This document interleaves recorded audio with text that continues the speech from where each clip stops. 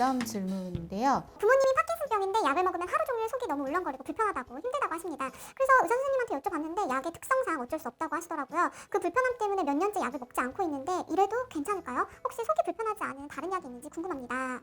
이 울렁거림이나 위장관 부작용은 도파민 제제의 가장 흔한 부작용입니다. 그래서 이런 게 있는 경우에는 아마 담당 선생님께서 그런 위장관 부작용을 감소시킬 수 있는 약을 같이 처방을 하셨을 거예요. 그런데도 도저히 안 되겠다 하면 정말 저용량 플러스 다른 도파민 효현제라든지 다른 기존의 약물들이 있거든요. 그런 것들을 찾아보는 게 중요할 것 같고요. 사실 약물은 병의 진행을 억제시키지는 않아요. 이제 병은 자연스럽게 진행을 하는데 이제 약물은 그 불편함을 덜어줄 뿐이죠. 이게 계속 못 움직이다 보면 근육도 퇴화하고 자세도 안 좋아지고 그다음에 근골격계도 같이 망가지는 그 악순환의 고리를 타기 때문에 약을 최대한 본인이 극복 가능한 정도로 드시고 활동을 하실 정도는 되어야 될 것 같습니다. 이제 의사가 생각하기에 되게 저용량인데 그런 걸로 불편해할 경우에 약을 그것보다 훨씬 줄여서 굉장히 오랜 기간 쓰면서 서서히 증량하다 보면 잘 견디는 경우들이 있어요.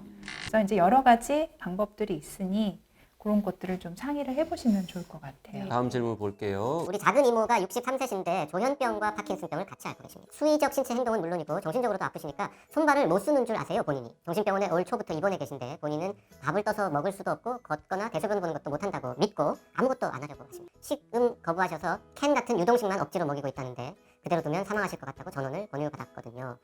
이렇게 정신적인 병도 같이 앓고 있는 케이스에 대해서 궁금하고요. 이런 경우도 있는 거죠? 뭐. 있죠. 있는데 조현병이라는 건 도파민 과다 때문에 생기거든요. 그래서 이 조현병을 치료하는 약물들은 대개 도파민을 억제하는 쪽의 약물들이에요. 그렇기 때문에 이 약을 오래 쓰면 사실은 약물에 의한 파킨슨증이 2차적으로 생길 수가 있습니다.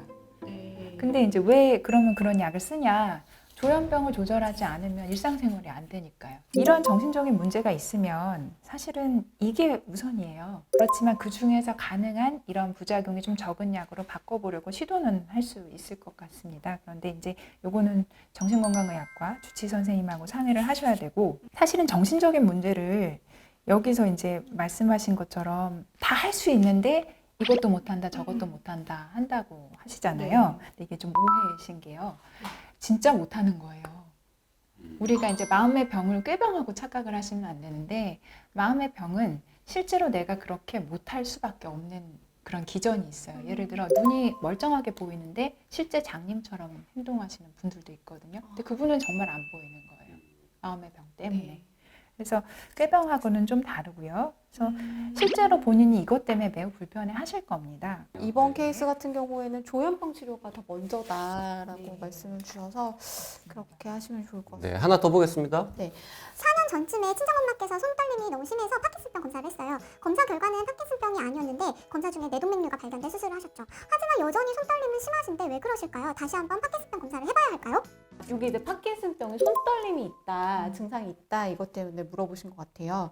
이분은 파킨슨병이실까요? 글쎄요. 근데 이제 파킨슨병 검사를 하셨다는데 이 검사가 뭐냐가 좀 궁금하네요. 그런 걸 말씀을 안 해주셔가지고 보통 이제 뇌동맥류가 발견이 됐다고 하니까 MRI나 뭐 CT나 이런 걸 찍으셨을 것 같아요. 근데 손떨림이 사실 있다고 해서 다 파킨슨병은 아니고요. 대부분 손떨림은 본태성 수전증이라고 해가지고 한 절반 정도에서 유전적인 성향을 보이고, 그리고 뭔가를 할 때 떨리고 가만히 있으면 괜찮고 이런 특성을 보이거든요. 파킨슨병 떨림은 가만히 있을 때 떨려요. 그래서 실제로 물건을 잡거나 식사를 할 때 별 불편함이 없는데 본태성 떨림은 뭘 할 때 불편해요. 그래서 그런 것들을 좀 감별을 해야 될 것 같고, 살아있는 도파민을 영상화하는 FPCIT PET라는 검사가 있는데 그거를 하셨는데 정상이었다 하면은 손떨림에 대해서는 다시 검사는 안 하셔도 될 것 같아요. 이분은 본태성 수전증 이런 가능성이 더 커 보인다라는 말씀이시고요. 뇌동맥류가 발견되어 수술했는데 왜 여전히 손떨림이 심하냐? 뇌동맥류는 손떨림하고 관계가 없어 보이는 그렇죠. 뇌동맥류는 아마 우연히 발견이 되셨을 거예요. 뇌동맥류는 증상이 없이 있다가 우연히 발견된 거고 어느 날 갑자기 뻥 하고 터지면 심각하니까 예방적으로 수술을 하신 게 아닌가 싶습니다. 지난 시간에 저희가 이제 걷는다 환자들이 많이 그거에 대해서 따로 다음에 기회가 되면 말씀하시겠다고 했는데 많이 걷는 게 안 좋은 겁니까? 그런 뉘앙스가 느껴졌거든요. 우리가 운동한다 그러면 주로 걷는 거 생각하시잖아요. 근데 파킨슨병 환자들은 굽어 있어요, 몸이.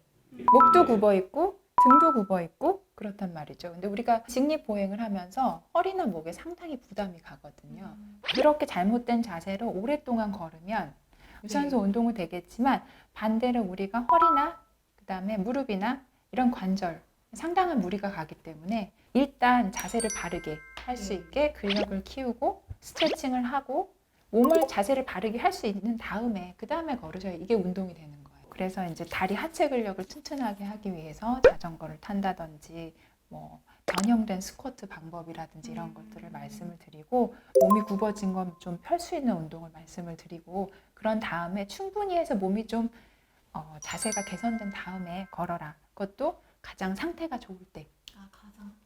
약을 먹고 내가 가장 상태가 좋을 때를 선택해서 운동을 하시라 말씀을 드리고요. 걷는 것뿐만 아니라 그래서 근력 운동, 스트레칭 운동 그리고 더 좋은 거는 춤추는 거예요. 음악에 맞춰서 춤을 추는 게 더 좋아요. 왜냐하면 방향도 바꾸잖아요. 그다음에 균형 감각도 키울 수 있죠. 지루하지 않죠. 제일 추천을 드려요. 자, 파킨슨병을 이제 전문적으로 오랫동안 진료를 하시면서 여러 가지 이 환자들에게 하시고 싶은 말씀이 많다고 하시는데 제일 사람들이 오해하는 것들이 꽤 있다면서요. 사실은 제일 이제 오해하고 계시는 것 중에 하나가 약을 먹으면 일찍 먹으면 안 된다더라. 그러니까 약이 뭔가 몸에 안 좋을 거라고 생각하시는 분들이 있거든요. 양약에 대한 뭐 약간 그런 터부시하는 분들도 계시고 하는데 현대의학의 이러한 혜택을 누리셔야죠. 그래서 약을 먹고 내가 잘 활동할 수 있고 근육이나 자세나 이런 것들을 충분히 튼튼하게 만든 다음에 내가 차후에 진행될 병에 대비를 하는 것이 훨씬 좋은 그런 선택일 것 같습니다. 근데 이거를 약을 꼭 식사하고 드셔야 된다고 생각을 하시는 분들이 있어요. 보통 그렇죠. 파킨슨 약은 식후에 먹을 필요가 없는 약이에요. 식사에 맞춰 드시지 말고 그냥 시간 맞춰 드셔라 이렇게 말씀드리고 싶고요. 그리고 검증되지 않는 치료법에 몸을 맡기지 말아라. 제가 그 말씀 드리고 싶은데요. 여러 군데서 막 검증되지 않는 최신 치료라고 해서 하시는 분들이 있어요. 가장 효과적인 최신 치료는 어디로 들어올까요? 아무래도 백병원에 있을 대학병. 거예요.